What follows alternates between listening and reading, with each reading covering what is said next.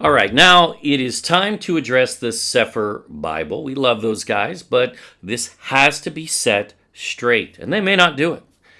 Regarding Enoch, as well as Jubilees, though we're not going to get into Jubilees much. And we're not going to cover every passage here. This is already going to be a long enough video, but there'll be enough to prove our point, and that's all we need.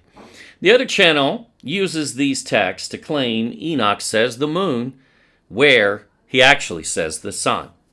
Let's cut to the chase and get right to it. Did the Sephir change First Enoch? Well, they also claim, which probably came from the Sephir folks perhaps, that R.H. Charles did not know the Jewish calendar. So, he just put whatever his understanding was, forgetting the man translated several texts from the Ethiopic. The guy was an expert. The Sephir is not a translator in this regard and is relying on a lesser version from really a lesser translator that Charles proves mistranslated. He's a century later, so he has more knowledge even about Enoch and has time for that to be vetted. Now, they use an earlier edition, a century earlier, before Charles. So Charles would have learned from this guy and would have been able to correct the things that the guy got wrong.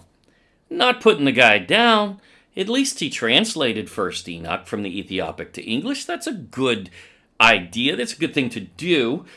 He certainly injected his own doctrine, and Charles catches him. But it's doctor or Anglican archbishop. Could there be an agenda there? Nah. But Dr. Richard Lawrence, from 1821, almost a century before Charles, which clearly had bugs that Charles especially worked out. And he tells you how and why, and even the sentence structure in the Ethiopic. So, Charles knew what he was talking about, and he fixed this.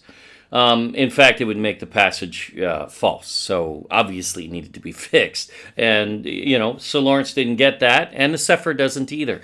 That is just a fact. So, Lawrence did not have the incredibly extensive experience in translating Ethiopic G's text to English as Charles did, which is why we chose Charles instead, who's far more credible and comes again almost a century later. So he had a lot more under his belt. Things were vetted, and it was obvious that Dr. Lawrence didn't get everything right. It's okay that he didn't. It doesn't mean that he had to have an agenda, though he may likely have. There's really no comparison, but we'll show you how Charles corrects the error of Dr. Lawrence and the Sephir. Well, they ignored this because they say they were aware of the R.H. Charles edition, comparing the two all the way through. If you compared this, there's no way that you could favor Dr. Lawrence on this, and you'll see why. Now, regarding the allegation from the other channel that R.H. Charles was simply not familiar with the Jewish paradigm, well, that's just plain illiterate. He was just speaking there to argue, it seems. It's completely false. That's not even an accurate point. Almost makes sense. It sounds like it could be reasonable until you know who R.H. Charles was. That's fraud. Charles not only knew the entire Jewish paradigm, we had to delete over 100 margin notes of his love for quoting rabbis and the Talmud and Midrash. Yeah, those are on purpose pronunciations. Ever look at a picture of the guy? Sure, he was a Christian in title, but the guy looks like a Jew even, and we all know Jews admit they infiltrated the church, especially in scholarship, which is that discipline, basically looks very similar to Phariseeism, well, because it is now, became Judaism. That shouldn't be a surprise to anyone that knows history and scripture. Even the Jewish Encyclopedia makes this very clear. So, however, no need to speculate because R.H. Charles tells us exactly, and we'll cover what he did there in that passage, and it turns out he set the sentences straight as it is not moon, but definitely sun.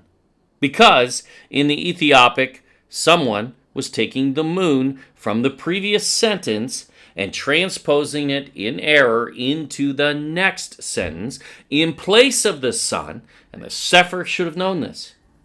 He points out, and we will show you his words and break it down.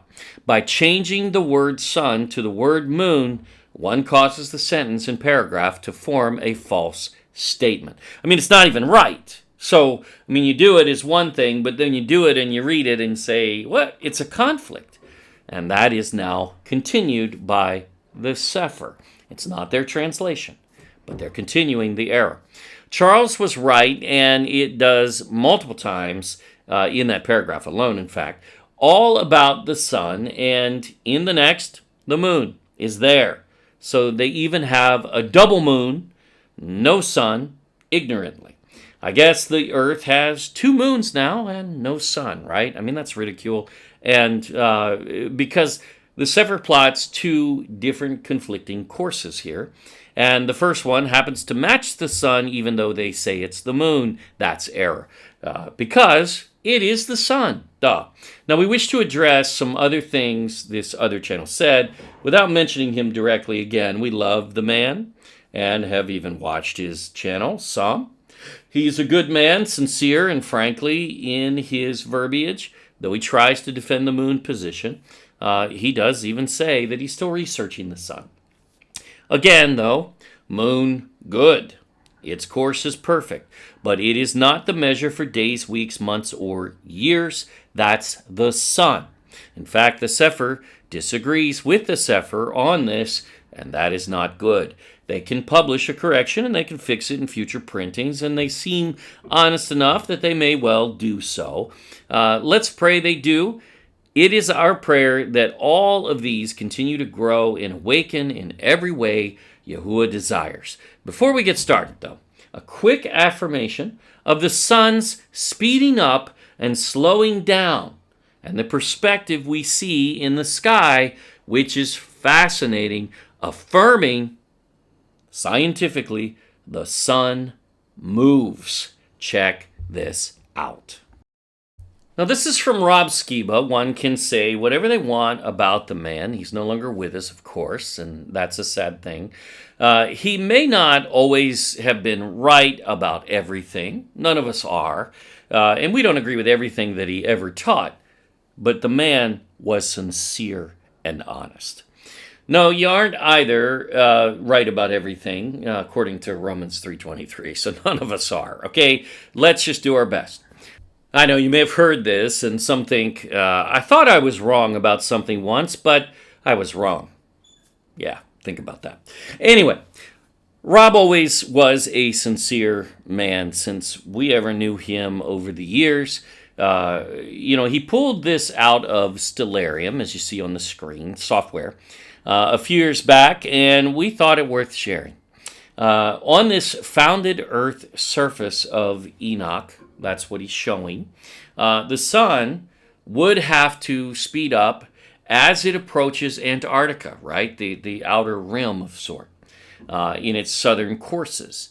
And it would have to slow down when closer to the North Pole. Well, you know what? It turns out this actually jives scientifically, and you're seeing it on screen from Stellarium software, which charts such courses and can project such. So there you go. This can also be observed in the sky, plain as day, literally. Did you know the sun changes position, appearing to go higher into the sky, specifically at the hotter times in both hemispheres, opposite times of the year? Notice how these are opposites, in fact. It is at its highest point in the hot months, June, July in the north, and in the southern hemisphere, the exact opposite, December, January, it's at its highest point. The sun appears to form a basically figure 8. If you chart it in the same position, they took photography with cameras, compared year over year, day by day. That's how they created these, and this is pretty accurate and well attested scientifically. But what would cause this? Modern scientism would tell you, well, it's the Earth wobbling. What? What? So what did they do? Well, their theory failed, so they made up something else to try to make it work. They do this with everything. They do it in space. They made up this concept called dark matter. No one's ever proved it even exists. No one's ever observed it. It doesn't exist. It's fiction.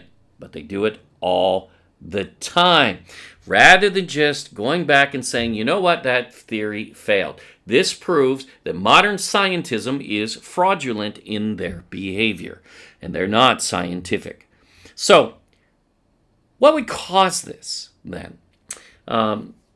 Obviously, if it was the Earth wobbling, again, you're in a vacuum of space.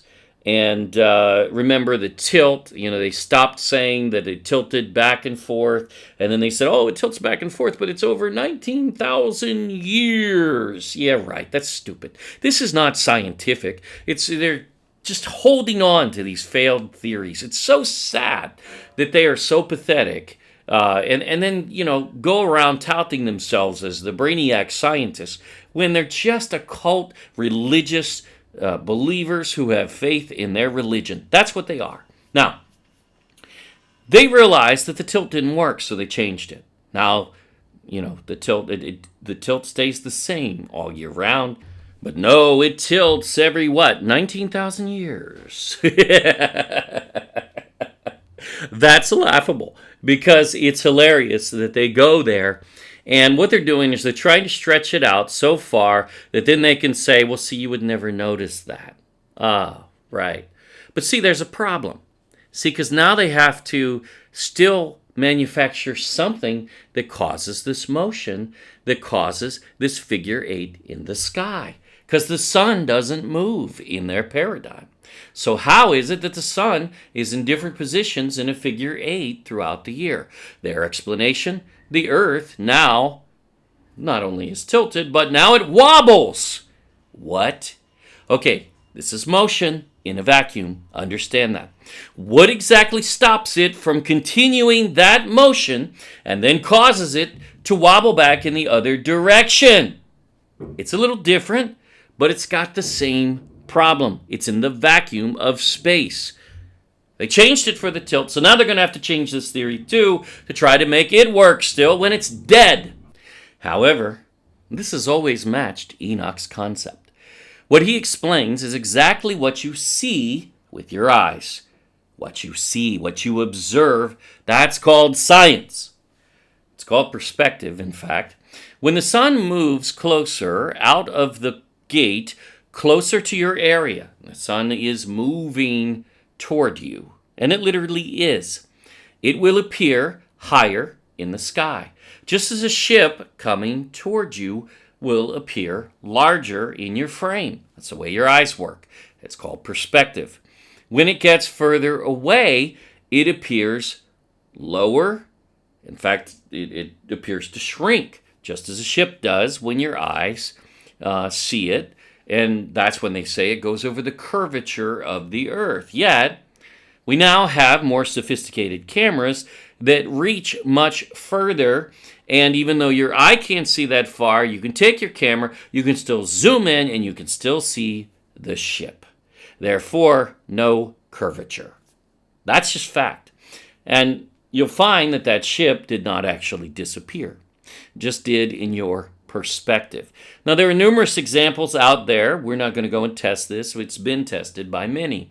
Go check those out. You can find them very easily, especially on the Flat Earth channels. But it's called perspective. Your eye sees what it sees. This pattern of the sun is called an anathema. And this is the routine pattern your eye will see in observation. It is the movement of the sun, and it is science. The sun moves. Here is an example. This corridor appears that the opening closest to us is much larger, and then it appears to get smaller and smaller as we see further away. But is that actually happening? No. Focus on the doorway at the end of the hall. Is it actually smaller? Why, no, it's not. It just appears that way in perspective. It is the same size as the opening nearest us, as you'll see as you walk closer. This is a function of our eyes. It's called optical perspective. You are not actually seeing the door get smaller. It's not disappearing. It's still there. It didn't disappear over the curvature of the earth, did it? And the building is not built to incline and decline with such curvature, is it? No, never, ever has any building been built that does so. In fact, also proving that the earth does not have such curvature, period. The hallway is flat and level, or the builder is not very good, of course.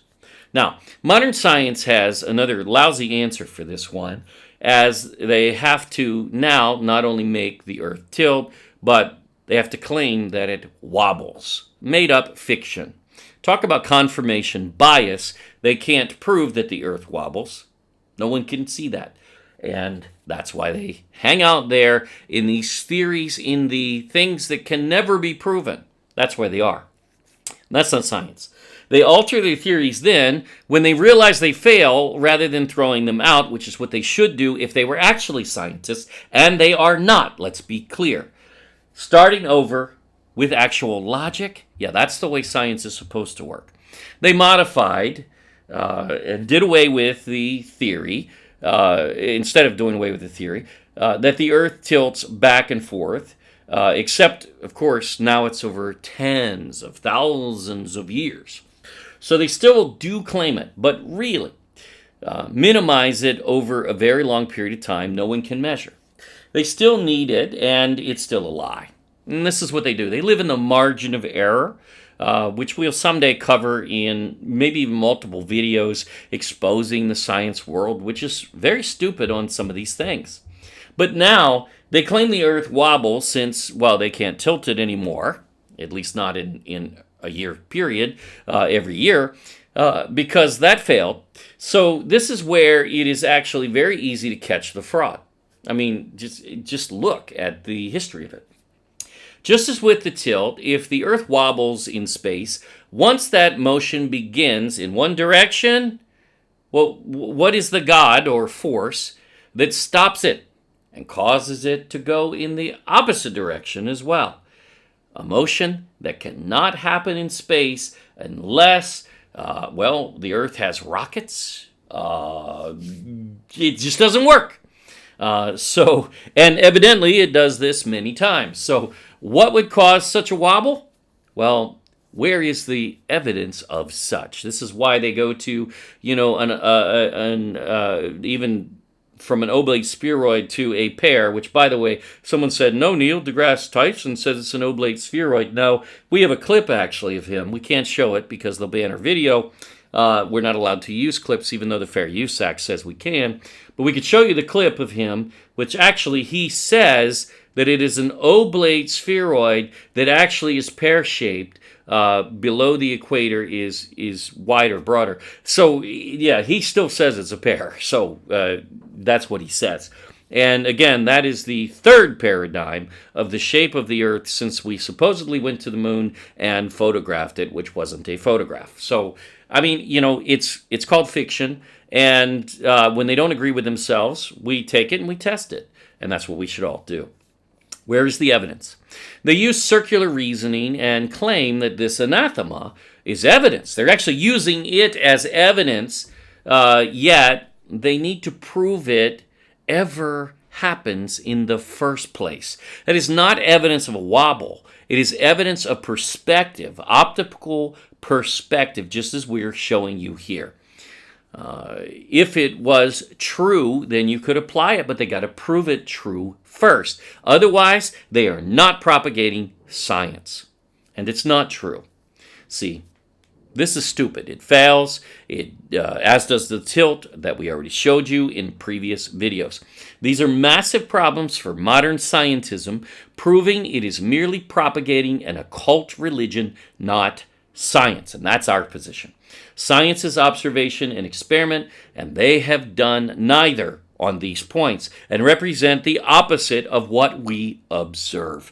That is a massive fallacy. That is because they are religious zealots of great faith in their paradigm, their occult religion of willing ignorance, just as 2 Peter 3 warned for our age.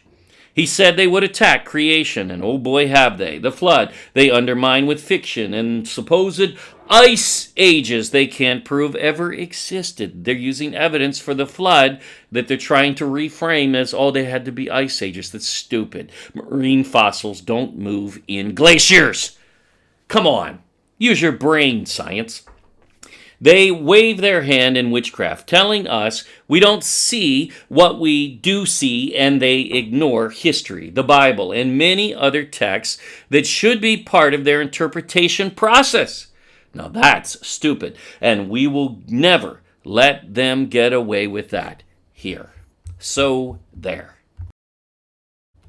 Now it's time to address the Cepher Bible. Again, we love those guys, but this must be corrected. And in love. And by the way, rebuke is love. You do not love someone whom you will not rebuke.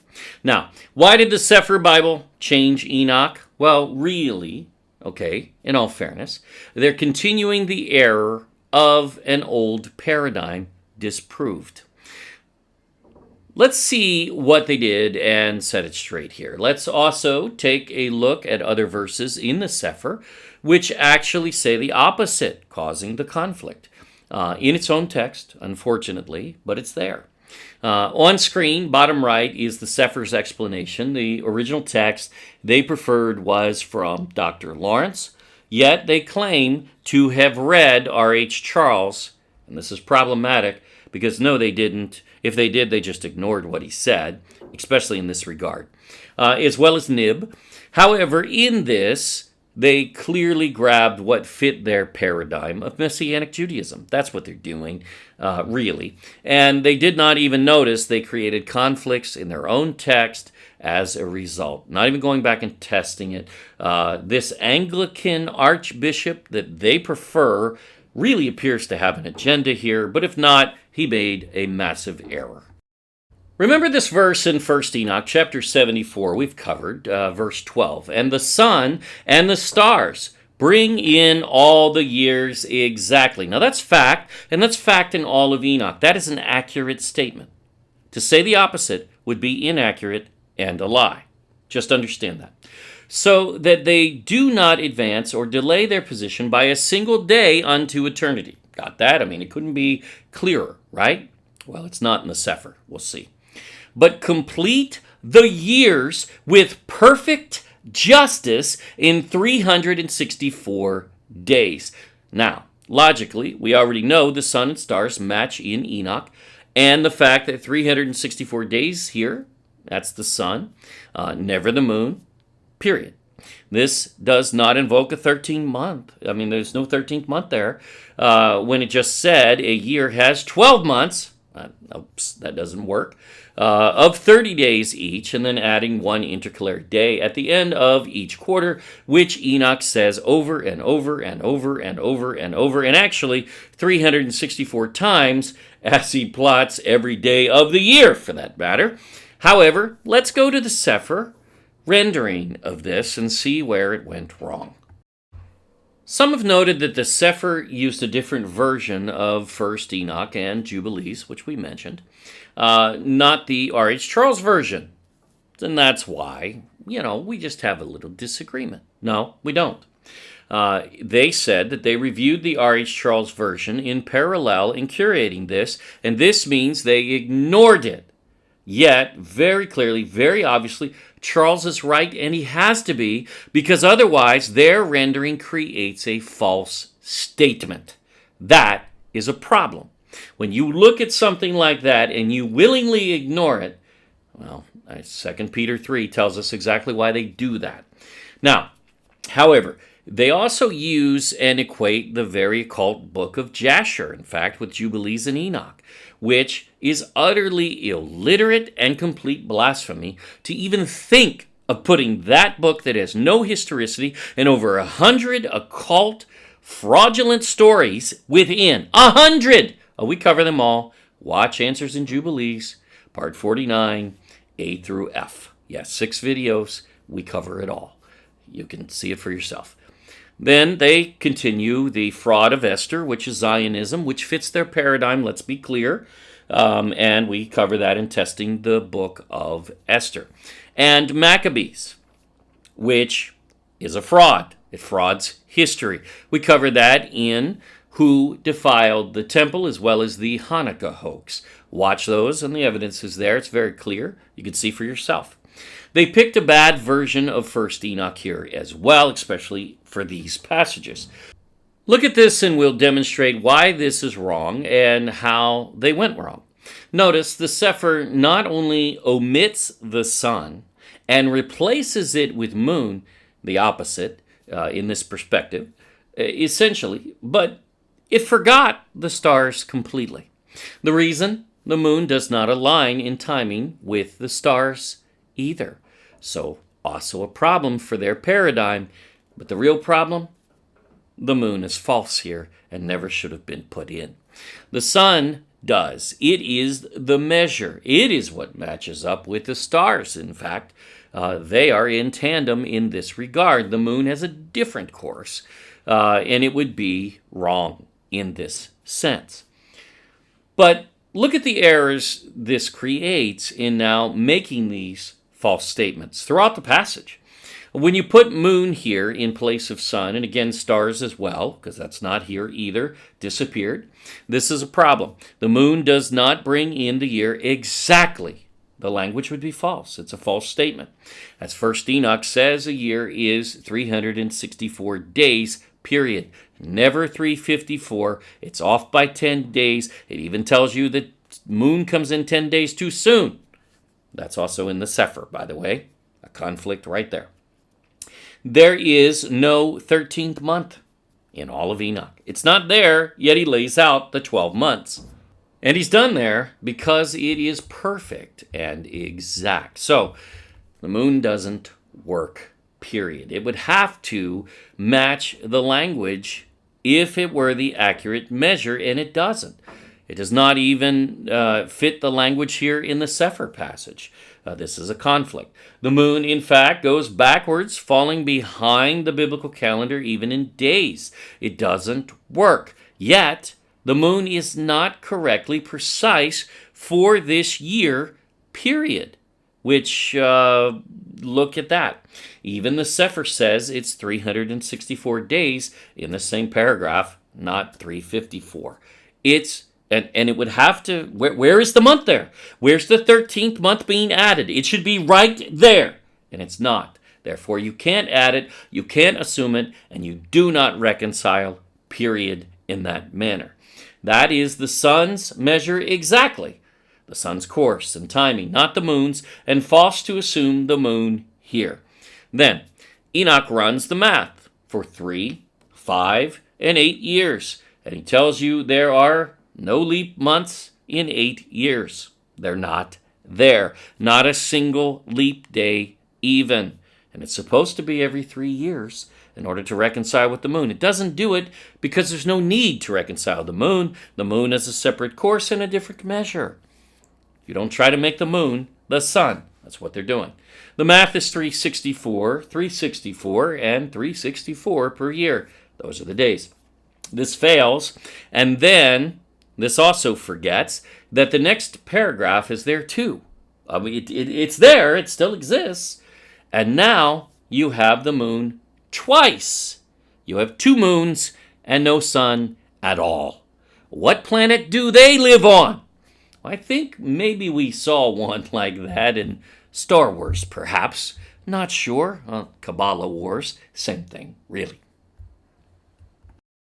Now we have the moon and its math in conflict here because, again, the Sephir has 2 moons for planet Earth. This is the next paragraph. It's right there in the Sephir, and it's wrong. Maybe it's a conspiracy. Are we missing something? No, it's just plain wrong. Now, this part of it is fine, but the last part that we just read in the previous slide was the sun and stars, and it matched their patterns, not the moon, which is inserted in error factually, and even in translation, it's error as well. Charles will tell you, we'll get there. So maybe the other channel was right, well, except for the 2 moons and no sun, of course, and the removal of the stars, and the bad math, well, okay. No, they're not remotely right. Now, go to the original translation from over a century ago by R.H. Charles, which is a century after what the Sephir is preferring, even though there was a century of better understanding when Charles did it. And he was very good. Was he just ignorant of the Jewish calendar here? I mean, that's a ridiculous statement. This is what Charles says of this verse. He'll tell you what happened and why, and he fixed it. He says, the moon, I mean, he even gives the Ethiopic because he is a true translator. He shows you the actual word. He shows his work. Now, we aren't, nor is the Sephir, let's be clear. So, and they don't claim to be, and neither do we. The version they use, however, is just not good on this, that's all. The G's text has preserved the word, but in the wrong context. It has transposed it into the next sentence and made it the subject of bring in. That's the moon. So that's why it says the moon in the Sephir, it is error. It shouldn't be there. Then Charles tells you the word sun is actually there, yet where is it in this translation in the Sephir? Why is it missing? No need for conspiracies. It's just error. That's it. And the sun, he discusses a version that places from before the sun. No big deal. Notice he shows you the Ethiopic because he knows it well. This guy may not be perfect, especially in his understanding and interpretation, but his translation is excellent and unchallenged.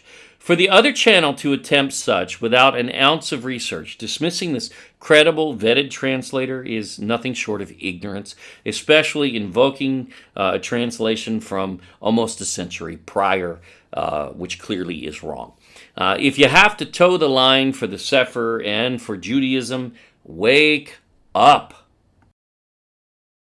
And from the stars, which is there too, and left out of the translation that the Sephir prefers, this is where Charles gets into the detail on what happened. And understand, the Sephir had this in front of them according to themselves. That's what they said.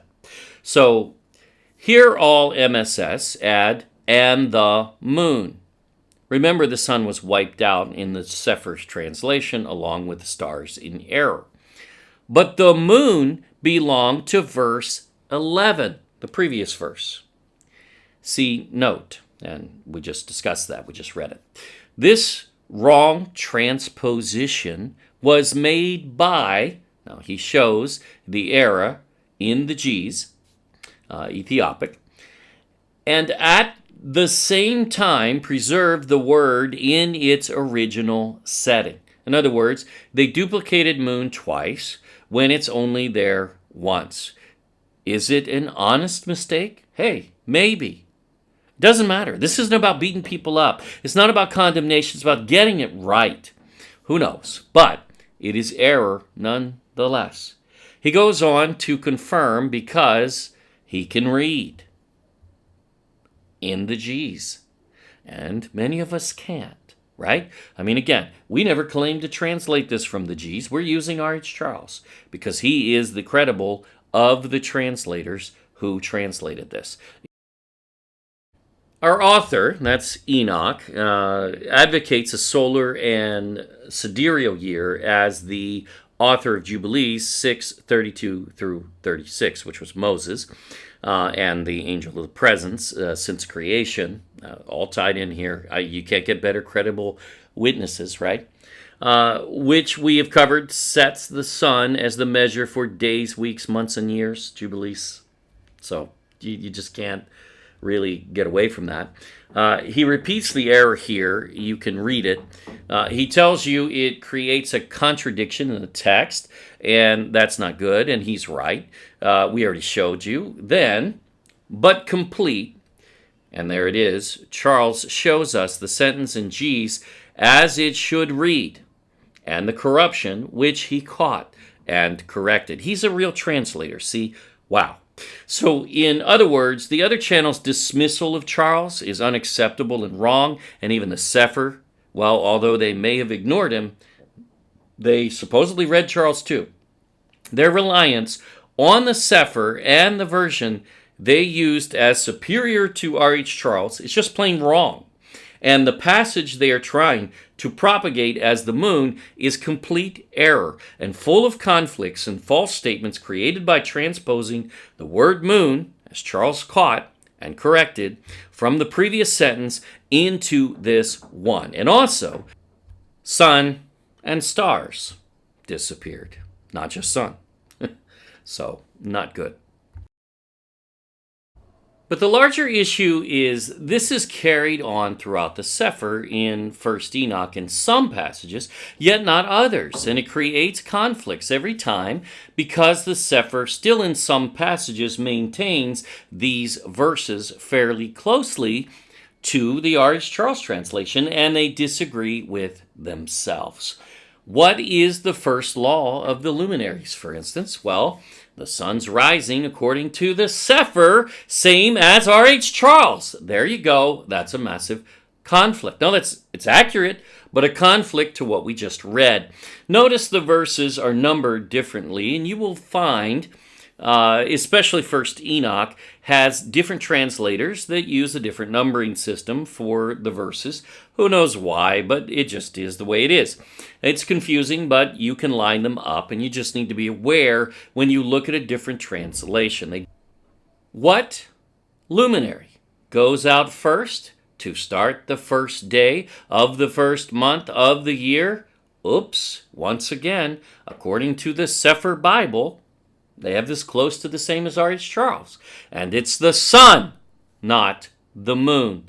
See, they will have to fix their conflicts on this themselves. We can't do it for them, but we can explain it to you and show you that the other channel trying to use the Sephir to say what they're saying, it just plain fails, period.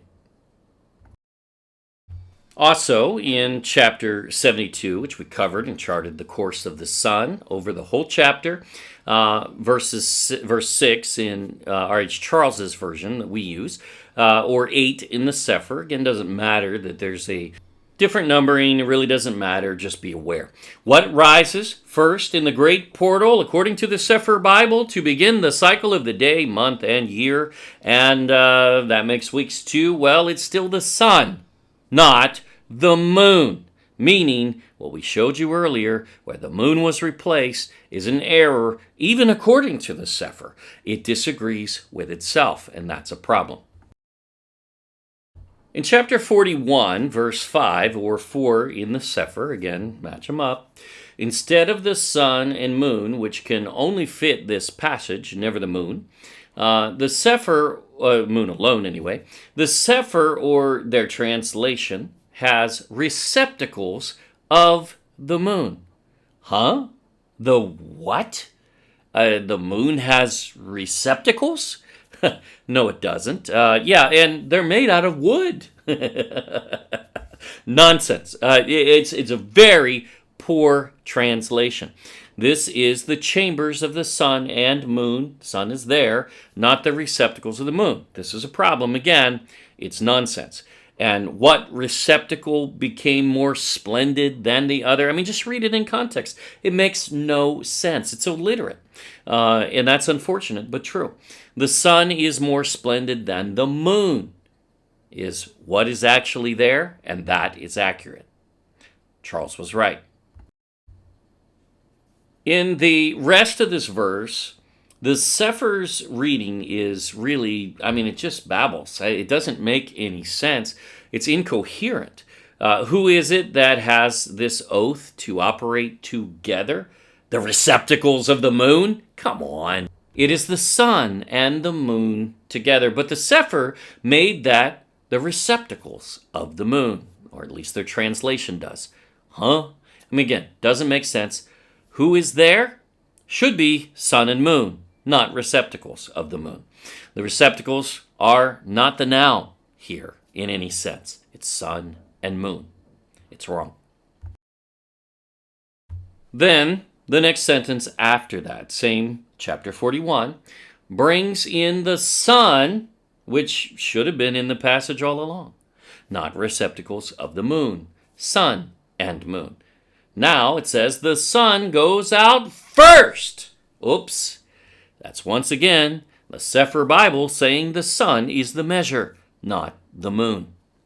It's another conflict with itself. If the sun goes out first from the eastern gate on the first day of the year, on the first month of the year, to start the year, then it is the measure. And it does in First Enoch and Jubilees and Genesis and all of Scripture. That's the measure. The start of the day, month, and year, as well as week. To say otherwise, as the Sephir does in conflict, yet it says this too. It says both things. It undermines the book of Enoch, and Enoch made no such mistakes. This is sad, no doubt. However, if we go over to Jubilees, we also find manipulation. Now, we aren't even going to cover, because we're not here to fix the Sephir, and point already proved, really. But look at Jubilees 2:9. The Sephir didn't change it, and once again, they create another conflict in their own text by the other changes made in the translations they use, which are error. This is pretty much the same in R.H. Charles in this case, and the Sephir, yet they forgot this rule in later passages, causing false statements and error, replacing the sun with the moon. Here, they get it right, but not later. Even in Jubilees 6, which they change, removing the word moon when Jubilees rebukes it. Nonsense. Very easy to see an agenda, whether it's theirs or Dr. Lawrence, but it really doesn't matter. This is their printing, and they said they read the R.H. Charles along with this and considered it in such translation. Either they didn't or they ignored it. One way or the other. They choose the wrong thing. Again, it makes the other passages error. That's a problem. And Elohim appointed the sun to be a great sign on the earth for days and for Sabbaths and for months and for feasts and for years and for Sabbaths of years and for Jubilees and for all seasons of the years. Boom, done. The Cepher Bible says the sun is the measure. If the sun is the measure for all these things, then the moon is not. And no, it is never invoked in any sort of reconcile whatsoever in the whole of Scripture. Again, moon good, this translation for Jubilees and First Enoch from the Sephir, not good. And we have spent enough time correcting the Sephir on this. They can now go do the right thing and fix it. If we find them trying to justify this, we will respond. Don't worry. You can see the Sephir agrees. In First Enoch, the sun starts the day, month, and year, and really week. That's the sun, not the moon, according to the Sephir. The Sephir agrees that the sun is the measure for days, weeks, months, years, Sabbaths of years, Jubilees, all 4 seasons, and even the feasts, because though some begin with the moon, you can't get to the feast without the sun. It then disagrees with itself, but that's a conflict they'll have to iron out. Only they can resolve it in their text, but it's wrong. And we would not recommend their version of Jubilees nor Enoch. That's why we published ours, and with massive research and commentary, because it's needed and they didn't do it. We love those guys, but we strongly object to their adding the book of Jasher, which has over 100 overt occult accounts with it no historicity and Scripture, trying to equate it to Jubilees and Enoch. That's disgusting, really. I'm sorry, but it is. Especially would have to be written by Moses to be valid for its time frame, then to be quoted by Joshua. It is a fraud completely, and a whole book they did not research. And that is sad. Anyone can read it. I mean, it's 100 occult accounts, and we cover them testing the book of Jasher. Watch it. We strongly object to keeping the Book of Esther in there without bothering to test it, though at least that would be justifiable in a sense, because it's in the modern canon, but it is Zionism. I mean, even Martin Luther knew and rebuked that book as a cult and fiction, for that matter. Watch Testing the Book of Esther. We prove that, even show you his words. We have proven it extremely laughable to include Maccabees as history in Scripture when it is fraudulent history disproved by the Dead Sea Scrolls. Now, we cover those excerpts demonstrating the true history of the Maccabees as the sons of darkness, the sons of Belial, etc., in who defiled the temple, as well as the Hanukkah hoax, which is a follow-up. Purim, nor Hanukkah or biblical feasts, period. Those are covered in those two series. Neither were they kept in the New Testament, by the way, and we prove that. This is all Rabbi Babel that they are following, as they do with several other topics, such as claiming the lost tribes of Israel can be found in Europe because of the Danube River, supposedly, named for the tribe of Dan. Really? I mean, that's really funny because Dan is not even mentioned in Revelation as a measure due to his sin, introducing idols and rejecting his territory in Israel. So why even look for Dan, who's disappeared and probably wiped off the face of the earth already because of his sin, introducing idols into Israel and rejecting his territory? So no, that's not a measure for locating the lost tribes. It's just repeating Rabbi Babel, and it's always been nonsense. That river is not named for the tribe of Dan. It is named historically for a Nephilim fairy tribe called the Tuatha Dinan. Oops. This is what happens when you follow paradigms instead of the Word. You can't even see things under your nose many times. We are not Jews, and we don't want to be. We just want to see the Word restored to its original intent. The Cepher Bible does not do this. So, did the other channel have a point here in these scriptures they used? No, not even one. Did the Cepher Bible have a point in using this fraudulent translation, which creates a problem in their own passage? Of course not. None of that works. None of this works. Here you've seen no support whatsoever for the moon as the measure for days, weeks, months, and years. Yet you've seen massive support from us that the sun is in fact that measure, period. Again, it would have to be in the three witnesses to creation: Genesis, Jubilees, and Enoch, First Enoch. They agree in valid translations, and there's nothing left to debate. Any fragment from a book written 1,000 years later cannot overrule these, even if it did say the moon was the measure, yet you saw neither actually do. If they did, they would be against Scripture, and that would be a problem for them. They are not, though. There is no doubting that, and there is no debate. We hope the other channel will actually review the full case, all found in our series, When Does the Bible Day Begin? If you have questions or want to really research this in detail, watch that series. If you want to debate without watching it, you will be muted here. Sorry, our channel, our rules. No debate in ignorance. It's a waste of everyone's time, and it's lazy. Stop it. Don't try it here. And we'll put these videos in that series too, as well as Enoch. Research this fully.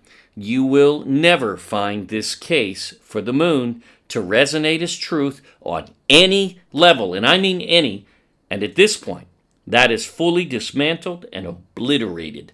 But it's not the moon's fault. It makes no such claim. Moon, good.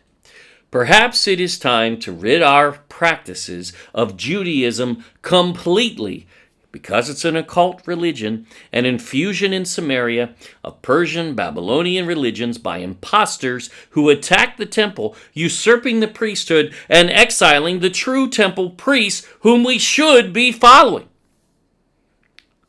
I mean, that's Bible that we found in their library. Actual Bible canon of precedence in a time capsule for all of us to see. So, instead, let's just follow the Word. Let's take the Bible and let's just learn everything we can and observe everything we can. Will you?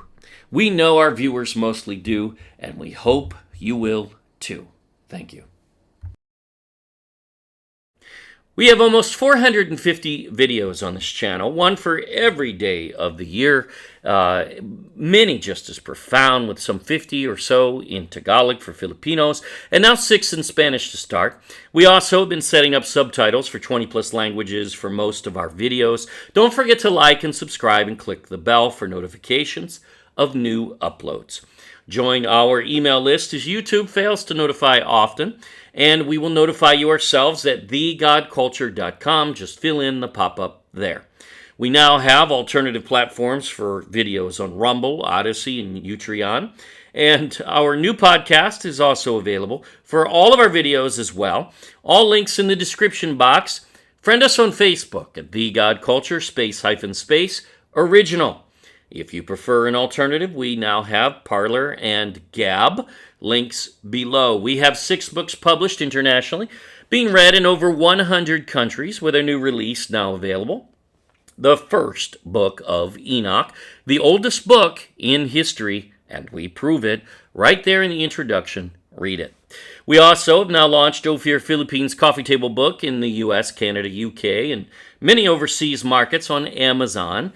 And it's available in hardcover or softcover there. Additionally, we launched the Book of Jubilees, the Torah calendar, with color maps and interior, as so many had requested overseas. We already had that with color maps in the Philippines, but that too is available in hardcover or softcover, both in color or also in black and white, if you wish. All books, including Solomon's Treasure, are now free in eBook. Yes, folks, our content is free. And don't forget, the Book of Enoch, First Enoch, is also available in hardcover color, softcover color, and black and white color on Amazon. But in the Philippines, it's just black and white. That's all we can offer at this time. Just go to ophirinstitute.com for all the links for your area for all of our books. More coming soon. Thank you for watching. Now, always remember, prove all things for yourself. Yah bless to everyone.